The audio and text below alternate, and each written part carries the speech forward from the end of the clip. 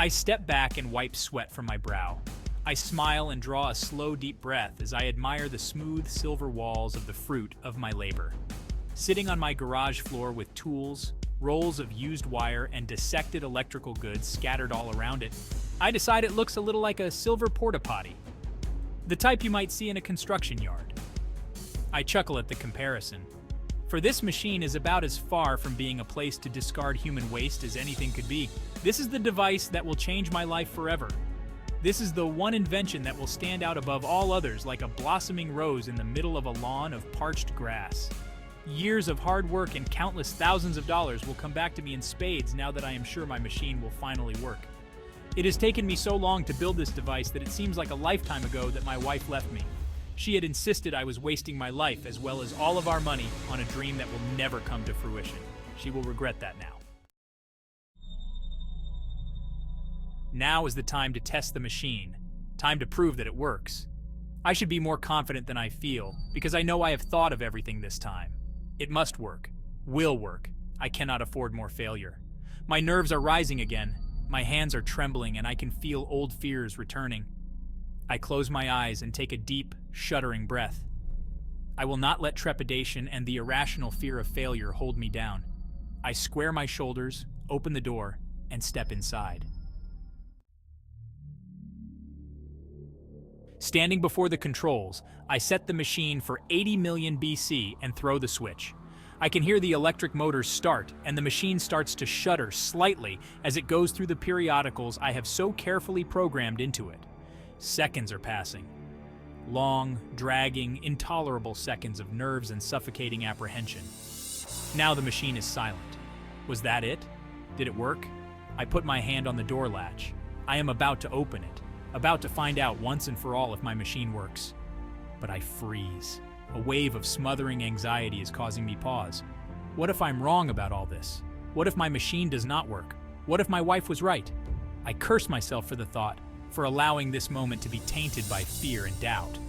This is the moment of truth, the instant my dreams will be realized and triumph most splendid arrives, and I will greet it with a hedonistic smirk. I open the door and step outside. Sunlight bathes my face like warm, cleansing water and washes away all my doubts and fears. I am standing on the bank of a river. There is a huge forest behind me made of trees and ferns like none I have ever seen. The air tastes wonderful, like the sweet smell of rain on a hot road. My head swims a little. I think this is a side effect of high levels of oxygen in the air. A deep, rumbling growl makes my bones shudder. I turn to see a dinosaur standing on the riverbank. It looks like a triceratops. The animal is huge, almost the size of an elephant.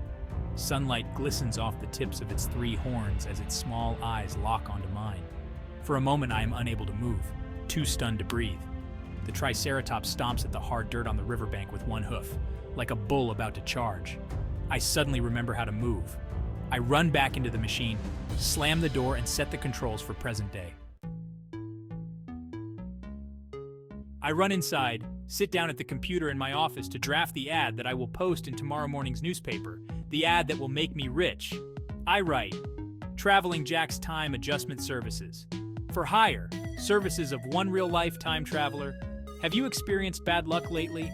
Had an accident or made a decision you wish you could take back? If so, I am the answer you've been looking for. What if you found a penny on the ground that made you stop just moments before that car ran you down? What if there was a big juicy bone sitting on the ground just before that dog mauled your daughter? Well, with Traveling Jack's Time Adjustment Services, there will have been. For a small fee, Traveling Jack can go back in time and make it happen. Just call the number below and change your life for the better. It has been a week now since I placed my ad, and it is clear that something is terribly wrong.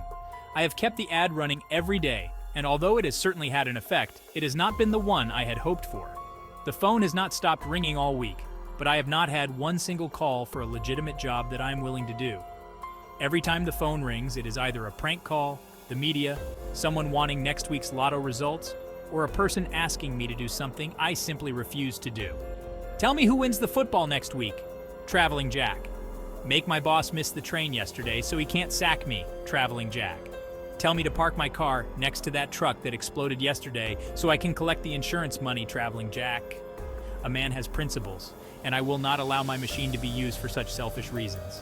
I cannot believe that from all the dozens of calls I have not had one person ask me to go back in time and do something that will save them from disaster or make their lives better through honest, respectable means. Is the world really this corrupt? Are people really this shallow and selfish? As I sit at my desk and look out at the ever-growing throng of media on my front lawn, I ponder the puzzling outcome of my little business enterprise. I am aware that there is evil in the world, but it seems unlikely to me that every single response to my newspaper ad could be motivated by macabre motives. There has to be something else going on here. But what? I close the blinds so I do not have to look at the reporters outside. They are all determined to get a look at my time machine, but I'm saving that for after I've completed a few successful jobs. I sigh, sit down at my desk, and pick up today's paper. There is my ad, clear as day on page 4, like it has been every day for the last week. An article on page 5 grabs my attention. The article is about the strange run of good luck people in the city seem to have been having. It says that there has been an unusually low amount of accidents and violent attacks reported by major hospitals in the last week. At first, this seems to be no more than a coincidence. Just when I need people to want saving from such things, accidents and bad luck seem to be drying up. I frown and take off my reading glasses. If there is one thing my experience as a scientist has taught me over the years, it is that there is no such thing as coincidence. Is it possible this run of good luck is somehow related to me and my time machine? If so, how? I lean back in my chair, my eyes sliding almost thoughtlessly over the spines of books on the large shelf on my wall. The title of one book catches my attention. It is the science fiction book, Future Times 3, by Renee Barjavel. It is a book about what might happen if a time traveler was to go back in time and try to kill his or her grandfather, and therefore prevent himself or herself from ever being born. As I stare at the book, I jolt upright as a terrible realization hits me. What if what I am seeing is the effect of the infamous grandfather paradox? The grandfather paradox suggests that time travel to the past is impossible because of the paradoxes it might create, the most famous of which is the incredibly confusing and mind-bending scenario that would arise if one was to try to go back in time to kill one's grandfather before one's own parents were born. If you go back in time and shoot your grandfather, then your own father, and in turn you, are never born. You never exist, so who goes back in time and kills your grandfather? No one does, so he is still alive, and so are you. It is a paradox, a problem to which there is no possible solution, so such acts are therefore impossible. Or is it? What if no one was calling me and asking me for help because of the very simple and very frustrating reason that they'd already called and asked for help and I had already helped them? That would mean that whatever horrible event took place and caused them to ask for my help never took place, because I had already gone back in time and changed the past in such a way that it could not. My jaw hangs open as I place the newspaper back on my desk and come to the disappointing conclusion that I have completely outsmarted myself. I guess I need to find another way to make money out of my time machine. How much money does one get for winning the Nobel Prize?